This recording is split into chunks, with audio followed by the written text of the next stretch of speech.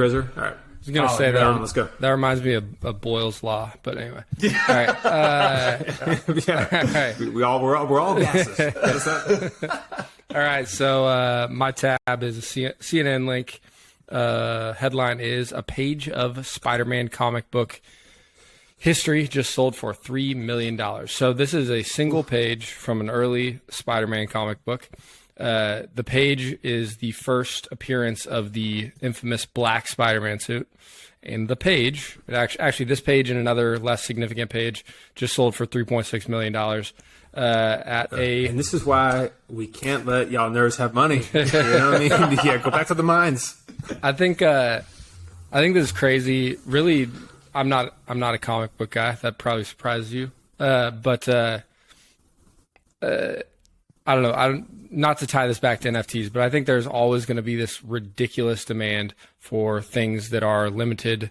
I think there's another example. You don't know what to do with your wealth. It's nostalgia and it's exclusivity. Like those are the things that like sell when utility is done. When it's like I'm getting the finest meats I could get. I have the nicest jacket I can buy. Everything else is like, is this hard to get, or does this make me feel a certain way because of a prior experience? And so just leaning into that will only continue. Yeah. I mean, it's interesting because I have a lot of friends who are like creatives in flexing Hollywood. In real life Pokemon cards? Yeah, for sure. No, but also, are like selling or creating IP to sell TV shows and stuff. And I know there's a real lack of IP in Hollywood these days. And that's why you see like, Marvel is just like a machine, right? Like it is just like Disney's just out here. Kudos to Disney with a couple of just obscene acquisitions. Star Wars, I think for $1 billion. I think they bought the entire Star Wars franchise for $1 billion. And they bought Marvel too, right? For like $6 billion. I think that's what. Either way, it's just like they're reusing the same IP again and again. They're doing a good job, but I know that studios are looking for new IP to buy up because they're just running out of stuff. These are the same stories that have been told for 30, 40, 50 years, right?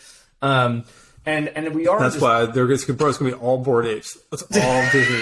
Disney's going to buy Bored Ape yachts. 45 Bored Ape shows. Right? I'm hoping it's going to be more of like a bored mummy waking up. I'm hoping it's Larva Lads, bro. You know what I'm saying? I watch a whole Larva Lads universe. You know, 100p, dude, 100p. But no, dude, this really, actually, ironically, you guys, this is. I know Colin said he doesn't want to connect it to NFTs, but really, what this connects it to me towards more is like.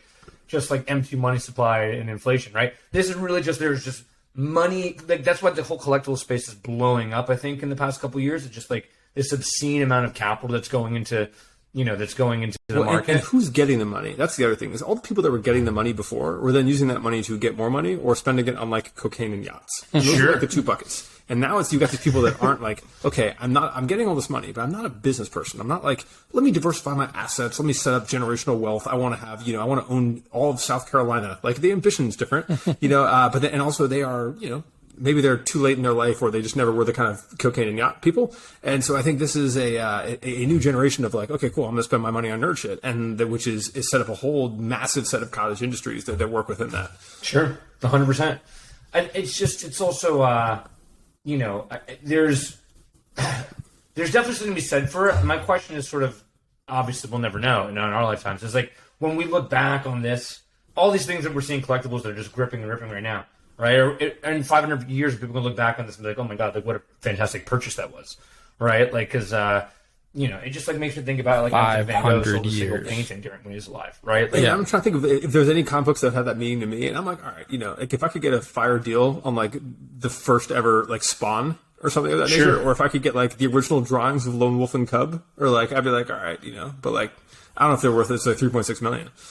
Yeah, I mean, I think the amount of money on this in particular is ridiculous. I just think the interest in, like you said, Oren, like things without utility that are scarce is just not going to go away in our, modern capitalist society, first world society, right? And it lives on, it keeps going. Reclaimed, you know what I mean? Take back, reuse, reduce, recycle. That is my Alibaba sourcing ebook.